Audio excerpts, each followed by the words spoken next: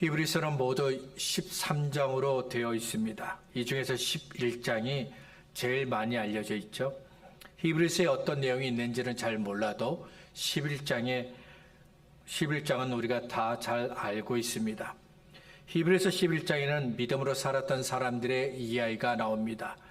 믿음은 바라는 것들의 실상이요 보지 못하는 것들의 증거니 선진들이 이로써 증거를 얻었다는 말씀을 시작하면서 믿음으로 살았던 사람들을 우리에게 소개합니다. 아벨은 믿음으로 가인보다 더 나은 제사를 드렸습니다. 에녹은 죽지 않고 하나님의 나라에 들어갔고요. 아브라함은 믿음으로 하나님께서 말씀하신 대로 약속의 땅으로 갔습니다. 이삭과 야곱은 믿음으로 자녀들을 축복했고, 모세는 믿음으로 애굽의 공주의 아들이라는 화려하고 보장된 미래보다 하나님의 백성인 이스라엘과 함께하는 것을 선택합니다. 그 밖에도 많은 성도들이 믿음으로 하나님을 따랐습니다. 사람들이 하나님을 거절해도 성도들은 하나님을 믿었습니다. 사람들이 하나님은 없다고 이야기해도 성도들은 하나님이 계신다고 믿었습니다. 사람들이 하나님 없이도 우리는 잘 살 수 있다고 말해도 성도들은 하나님이 우리를 도와주셔야 살 수 있다고 믿었습니다. 성도들은 모두 믿음으로 하나님을 기쁘시게 했습니다.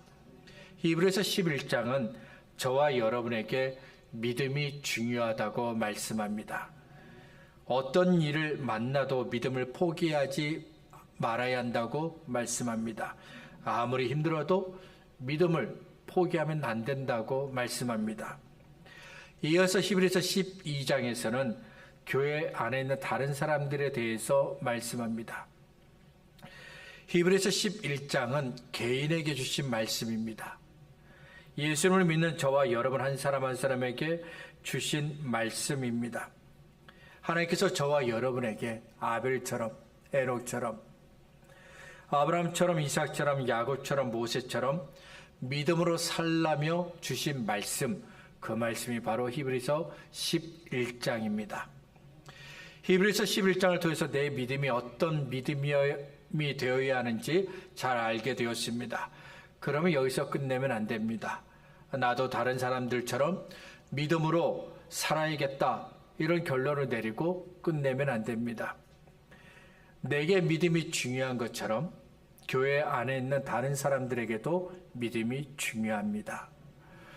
내가 하나님 앞에서 믿음으로 살았던 것처럼 다른 사람들도 하나님 앞에서 믿음으로 살아야 합니다. 내가 어떤 일을 만나도 믿음으로 살았던 것처럼 다른 사람들도 무슨 일을 만나도 믿음으로 살아야 합니다. 내가 하나님을 믿는 믿음으로 어려운 일들을 이겨냈던 것처럼 다른 사람들도 믿음으로 모든 일들을, 어려운 일들을 이겨내야 합니다. 이런 이야기를 히브리서 12장이 우리에게 합니다. 히브리서 12장은 나만 보고 있던 시선을 돌려 교회 안에 있는 다른 사람들을 보게 합니다. 나만 중요하게 생각했던 마음을 돌려 다른 사람들을 생각하게 합니다. 함께 읽은 히브리서 12장 14절부터 17절은 교회에게 주신 말씀입니다. 그리고 저와 여러분에게 주신 말씀입니다. 히브리서 12장 14절부터 17절은 두 개의 말씀으로 나눌 수 있습니다. 14절은 교회와 우리가 해야 할 일을 말씀합니다. 그리고 15절부터 17절은 교회와 우리가 조심하고 살펴야 할 일들을 말씀합니다. 교회 안에서 잘못된 일들이 일어나지는 않는지 조심하라고 말씀합니다. 그리고 우리 중에서 누군가 믿음과 상관없는 일에 빠지지는 않는지 살펴야 합니다. 14절 그리고 15절부터 17절 이렇게 두 개의 말씀으로 나눠지지만 모두 교회의 주인이 되신 예수님께서 교회에 주신 말씀입니다. 그리고 저와 여러분에게 주신 말씀입니다. 이 시간에는 14절을 중심으로 살펴보고요. 다음 주일에는 15절부터 17절의 말씀을 살펴보려고 합니다. 14절을 다시 한번 읽어보겠습니다. 모든 사람과 더불어 화평함과 거룩함을 따르라. 이것이 없이는 아무도 주를 보지 못하리라. 여기서 이 14절에서 우리가 관심을 가지고 읽어야 할 말씀이 무엇일까요? 하나님께서 14절을 우리에게 주시면서 우리에게 관심을 갖고 보라고 하신 말씀은 무엇일까요?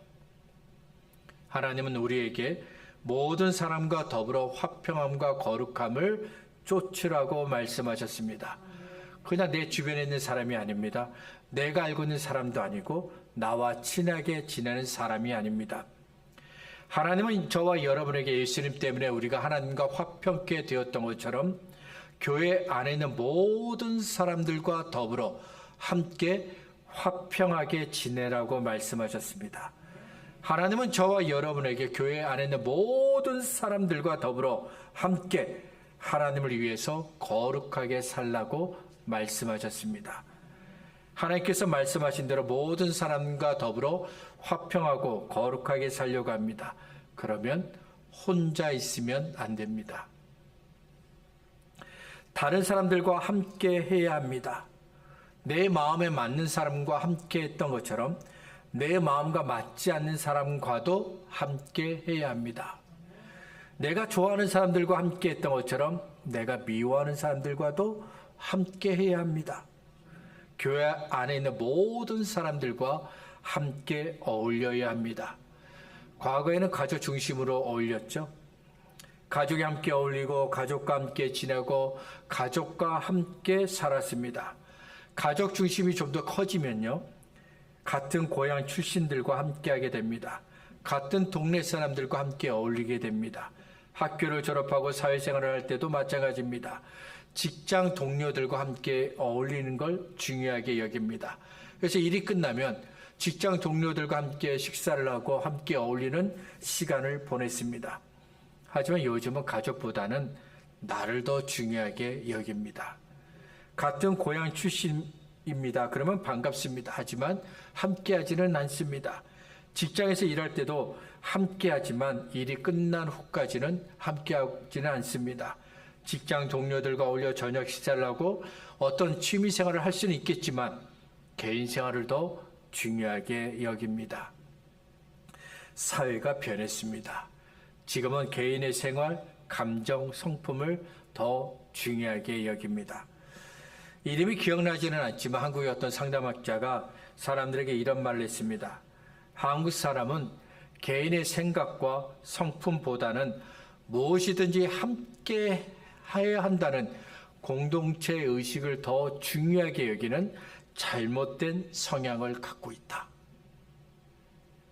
혼자 있는 것보다는 함께 해야 된다. 우리는 무조건 함께 해야 된다는 이런 잘못된 생각을 갖고 있다라고 진단을 했습니다. 그의 말이 잘못된 건 아닙니다. 공동체 의식이 중요하지만 개인보다는 더 중요하지는 않습니다. 공동체를 강조하면 각 사람이 가진 성품과 생각을 무시하게 됩니다. 그래서 발전된 생각이 나오지 않습니다. 개인보다 공동체를 더 중요하게 여깁니다. 그러면 어떤 일이 일어날까요? 10명이 모였습니다. 그런데 9명은 같은 생각을 갖고 있고 1명이 다른 생각을 갖고 있습니다. 그러면 1명의 생각이 잘못되었다고 말합니다. 여론조사를 했습니다. 많은 사람들이 지지를 하고 찬성한 의견이 있습니다. 그러면 사람들은 많은 사람들이 지지하고 동의하고 찬성한 그 의견을 옳다고 말합니다. 반대로 적게 지지한 사람들은 잘못되었다라고 이야기합니다. 하지만 한 명의 생각이 우리의 삶을 지금보다 더 낫게 하는 발전된 생각이라면 어떻게 해야 할까요? 교회로 들어와서 한 명의 생각이 성경대로 믿는 것이고 하나님 앞에 믿음을 지키는 것이라고 한다면 어떻게 해야 할까요? 그래도 9명의 생각을 따라가야 할까요? 한 사람의 생각 속에 성령께서 인도하고 계십니다. 9사람은 사람의 생각으로 교회를 이렇게 운영해야 된다고 말합니다. 그래도 9사람이 옳다고 말해야 될까요? 적은 사람들이 지지를 했지만 그들의 생각이 맞았고 옳았습니다. 그런데도 많은 사람들이 지지를 했으니까 그것이 옳다, 진리다 이렇게 주장해야 할까요? 그들의 생각을 따르는 것이 맞나요? 이런 이유로 그 상담가는 개인의 생각과 성품을 무시하는 공동체 의식은 위험하다고 주장했던 겁니다. 그래도 교회는 함께 해야 합니다. 개인 중요합니다. 개인의 생활 중요합니다. 개인의 성품 중요합니다. 개인의 감정 중요합니다. 그렇지만 저와 여러분이 함께하는 건 더 중요합니다. 왜 그럴까요? 저와 여러분이 예수 그리스도 안에서 하나로 묶여져 있기 때문입니다. 누군가 슬픈 일을 만났습니다. 그러면 우리 모두가 슬픈 일을 만난 겁니다. 누군가 어려운 일을 만났습니다. 그러면 우리 모두가 어려운 일을 만난 겁니다. 누군가가 죄를 지었습니다. 그러면 그 사람의 죄가 아니라 우리 모두가 죄를 지은 겁니다. 교회 밖에서는 너와 나 이렇게 구분을 합니다. 너는 너고 나는 나입니다. 절대로 하나가 될 수가 없습니다. 하지만 하나님 안에서는 너와 나 이렇게 구분하지 않습니다. 우리는 모두 예수님 안에서 하나이고 한 몸입니다. 에베소서 2장 14절부터 22절에 있는 말씀을 제가 읽어드릴 터인데 좀 길지만 한번 들어보시길 바랍니다. 그런 우리의 화평이신지라 둘로 하나를 만드사 원수된 것 곧 중간에 막힌 담을 자기 육체로 오시고 법조문으로 된 계명의 율법을 폐하셨으니 이는 이 둘로 자기 안에서 한 세 사람을 지어 화평하게 하시고 또 십자가로 이 둘을 한 몸으로 하나님과 화목하게 하려 하심이라. 원수된 것을 십자가로 소멸하시고 또 오셔서 먼 데 있는 너희에게 평안을 전하시고 가까운 데 있는 자들에게 평안을 전하셨으니 이는 그로 말미암아 우리 둘이 한 성령 안에서 아버지께 나아감을 얻게 하려 하심이라. 그러므로 이제부터 너희는 외인도 아니요 나그네도 아니요 오직 성도들과 동일한 시민이요 하나님의 권속이라. 너희는 사도들과 선지자들의 터 위에 세우심을 입은 자라. 그리스도 예수께서 친히 모퉁이 돌이 되셨느니라. 그의 안에서 건물마다 서로 연결하여 주 안에서 성전이 되어가고 너희도 성령 안에서 하나님의 거룩의 처소가 되기 위하여 그리스도 예수 안에서 함께 지어져 가느니라. 함께 제가 읽어드린 에베소서 2장 14절부터 22절은 예수님께서 십자가에서 흘리신 피로 인해 우리에게 일어난 두 가지 일을 말씀합니다. 먼저 예수님께서 피로 흘리신 피는 저와 여러분을 하나님께로 가까이 가게 했습니다. 그러면 예수님께서 흘리신 피는 저와 여러분을 하나님께로 얼마나 가까이 가게 했을까요? 요한복음 1장 12절을 보니까 영접하는 자 곧 그 이름을 믿는 자들에게는 하나님의 자녀가 되는 권세를 주셨으니 예수님께서 흘리신 피는 저와 여러분을 하나님의 권소, 가족이 되게 하셨습니다.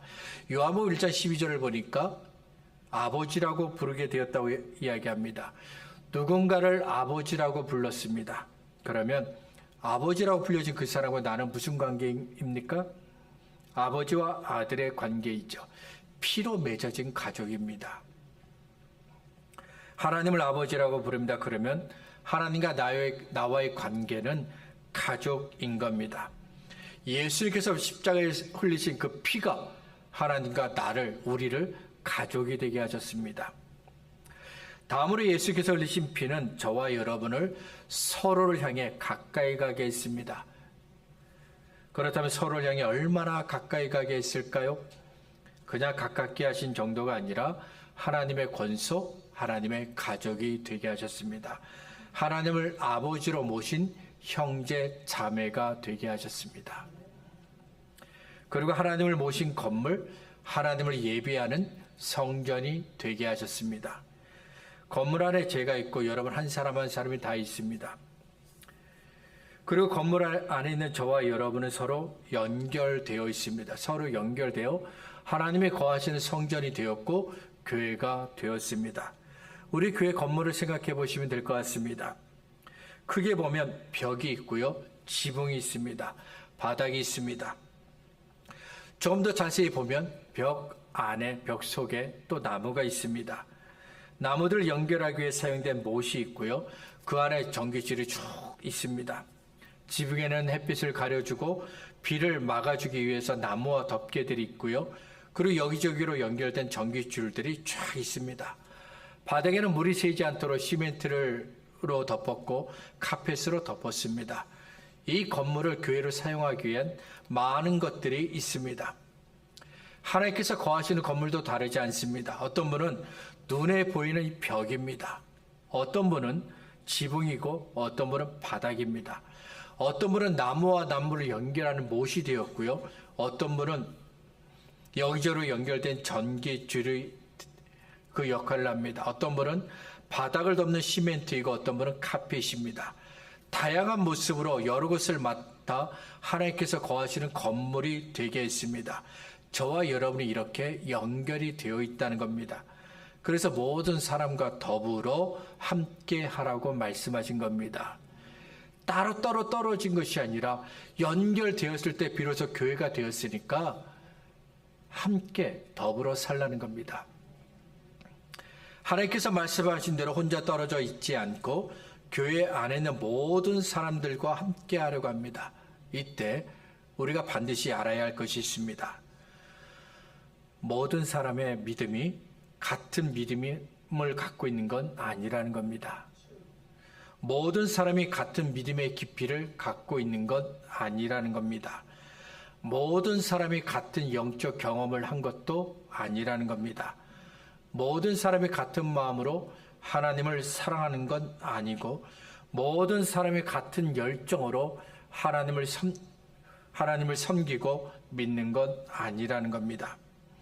교회 안에 있는 모든 사람들이 나처럼 하나님 믿고 나처럼 기도하고 나처럼 봉사하고 나처럼 교회 일에 열심히 갖는 건 아닙니다. 그리고 내가 경험했던 은혜를 똑같이 경험할 수는 없습니다. 예를 들어보죠. 어느 날 욥의 자녀들이 같은 날 같은 시간 같은 장소에서 죽었습니다. 욥의 재산을 강도들이 몰려와 빼앗아갔습니다. 욥의 몸에 못쓸병이 걸려서 고름이 줄줄 납니다. 욥에게 일어난 일을 들은 세 사람이 왔습니다. 욥과 함께하며 욥의 슬픔을 같이 나누려고 합니다. 그런데 얼마 후부터 욥과 세 사람 사이에서 이상한 일이 벌어집니다. 욥이 하나님을 믿는 것처럼 세 사람도 하나님을 믿습니다. 그런데 욥과 세 사람이 계속해서 의견 충돌이 일어납니다. 세 사람이 욥을 위로하기 위해서 말을 합니다. 그러면 욥이 거칠게 거절합니다. 세 사람이 욥의 문제를 해결하기 위해서 조언을 합니다. 그러면 욥이 거절을 합니다. 세 사람은 욥의 문제를 하나님 안에서 해결하려고 했습니다. 하나님의 관점, 하나님의 생각으로 욥에게 일어난 일들을 관찰하고 해결 방법을 찾으려고 했습니다. 그런데도 욥이 계속해서 거절을 합니다. 또 세 사람이 왜 여기 있는지 알고 있습니다. 왜 나에게 이런 말을 하는지 잘 알고 있습니다. 그런데도 세 사람의 생각과 말을 거절하고 듣지 않는 이유가 있습니다. 욥이 가진 믿음과 세 사람이 가진 믿음이 같지 않기 때문입니다. 욥이 알고 있는 하나님과 세 사람이 알고 있는 하나님이 다르기 때문입니다. 욥이 경험한 하나님과 세 사람이 경험한 하나님이 다르기 때문입니다. 욥이 가진 믿음은 세 사람보다 더 훨씬 깊습니다. 욥은 세 사람보다 하나님을 더 잘 알고 있습니다. 아무것도 아닌 것처럼 보이지만 이 차이는 결국 욥과 세 사람이 같은 생각을 갖지 못하게 했습니다. 이 자리에는 우리 모두도 예수님을 믿습니다. 모두가 예수님을 사랑합니다. 모두가 예수님께서 십자가에서 흘리신 그 피로 죄사함을 받았습니다. 그래서 우리가 이 시간에 함께 예배를 드리는 것이죠. 하지만 모두가 같은 믿음의 깊이를 갖고 있는 건 아닙니다. 예수님을 믿는 건 똑같지만 믿음의 깊이도 같은 건 아닙니다. 예수님의 이름으로 기도하는 건 같지만 하나님을 사랑하는 것도 같은 건 아닙니다. 함께 예배를 드리지만 하나님의 은혜를 갈망하고 경험하는 것이 같지는 않습니다. 다 다릅니다. 사람마다 생각과 성격이 다른 것처럼 하나님을 향한 믿음이 다 다릅니다. 믿음의 깊이가 다르고 하나님을 위한 열정이 다르고 하나님을 사랑하는 정도가 다릅니다. 우리는 다르다는 것을 먼저 인정해야 합니다. 그리고 다르기 때문에 배려해야 합니다. 고린도 교회에는 많은 문제들이 있었는데 그 가운데 하나는 다른 성도들을 배려하지 않는다는 것이었습니다. 고린도전서 8장 9절부터 13절에 이런 말씀이 있습니다. 그런즉 너희의 자유가 믿음이 약한 자들에게 걸려 넘어지게 하는 것이 되지 않도록 조심하라. 지식 있는 네가 우상의 집에 앉아 먹는 것을 누구든지 보면 그 믿음이 약한 자들의 양심이 담력을 얻어 우상의 재물을 먹게 되지 않겠느냐. 그러면 내 지식으로 그의 믿음이 약한 자가 멸망하나니 그는 그리스도께서 위하여 죽으신 형제라. 이같이 너희가 형제에게 죄를 지어 그 약한 양심을 상하게 하는 것이 곧 그리스도에게 죄를 짓는 것이니라. 그러므로 만일 이 음식이 내 형제를 실족하게 한다면 나는 영원히 고기를 먹지 하여 내 형제를 실족하지 않게 하리라. 고린도 교회 어떤 사람이 나는 믿음이 있어 하면서 우상에게 드린 고기를 먹었습니다. 그런데 아무도 보지 않는 상태에서 먹은 것이 아니라 같은 교회 다니는 사람들이 보는 앞에서 고기를 먹었습니다. 보는 사람들 중에 믿음이 적은 사람이 있습니다. 이제 교회 나온 지 얼마 안 된 사람이 있습니다. 근데 그 사람이 교회 와서 배울 때는 하나님은 한 분뿐이고 우상은 거짓이라고 배웠어요. 우상에게 절하면 안 된다고 배웠어요. 그런데 보니까 그 사람이 우상에게 드린 고기를 먹어요. 이것은 아무것도 아닌 것이 아니라 사실 그 고기 자체는 아무것도 아니에요. 그런데 우상에게 드린 고기를 먹는다는 것은 어떤 의미냐면 우상과 내가 교제한다는 의미예요. 다 알고 있는 사실이에요. 근데 다 보니까 먹어요. 그 순간 어떤 생각을 갖게 됩니까? 예수님을 믿고 있지만 우상도 믿어도 되는구나. 이런 생각을 하게 되면서 실족하게 됩니다. 믿음에 실패하게 됩니다. 고린도전서 12장 21절부터 27절은 이렇게 다른 사람을 배려하지 않고 자기만 생각했던 사람들에게 하나님께서 주신 말씀입니다. 눈이 손들어 내가 너를 쓸 데가 없다 하거나 또한 머리가 발더러 내가 너를 쓸 데가 없다 하지 못하리라. 그뿐 아니라 더 약하게 보이는 몸의 지체가 도리어 요긴하고 우리가 몸에 덜 귀히 여기는 그것들을 더욱 귀한 것들로 입혀주며 우리의 아름답지 못한 지체는 더욱 아름다운 것을 얻느니라. 그런즉 우리의 아름다운 지체는 그럴 필요가 없느니라. 오직 하나님의 몸을 고르게 하여 부족한 지체에게 귀중함을 더하사 몸 가운데서 분쟁이 없고 오직 여러 지체가 서로 같이 돌보게 하셨느니라. 만일 한 지체가 고통을 받으면 모든 지체가 함께 고통을 받고 한 지체가 영광을 얻으면 모든 지체가 함께 즐거워하느니라. 너희는 그리스도의 몸이요 지체의 각 부분이라. 예수님 안에서 우리는 한 몸입니다.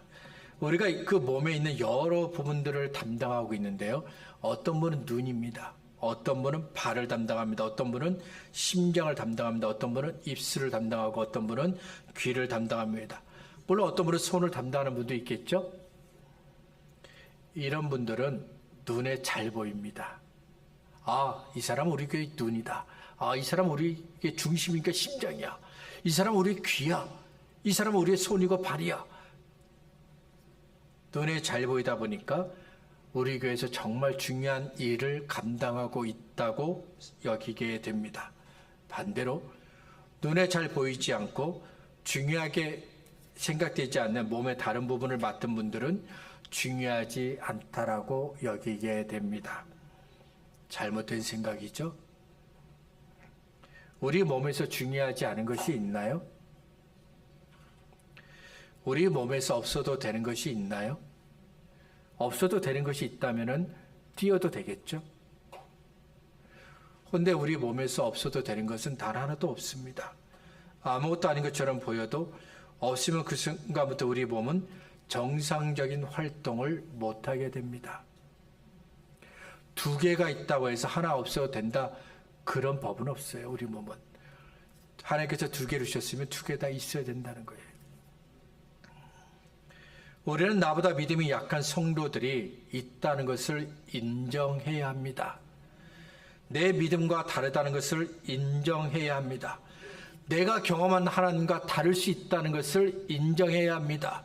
그리고 그들을 배려해야 합니다. 왜 나처럼 믿지 않냐고 화내기보다는 배려해야 합니다. 왜 나처럼 일하지 않느냐고 화내기보다는 이해하고 배려해야 합니다. 중요한 것은 우리 모두가 함께 하나님을 섬기는 겁니다. 우리 모두가 함께 하나님을 예배하는 겁니다. 말씀을 정리하겠습니다. 하나님께서 우리 교회에 말씀을 주셨습니다. 교회 안에 있는 모든 사람들과 함께하라고 말씀하셨습니다. 혼자 떨어져 있지 말고 교회 안에 있는 모든 사람들과 함께하라고 말씀하셨습니다.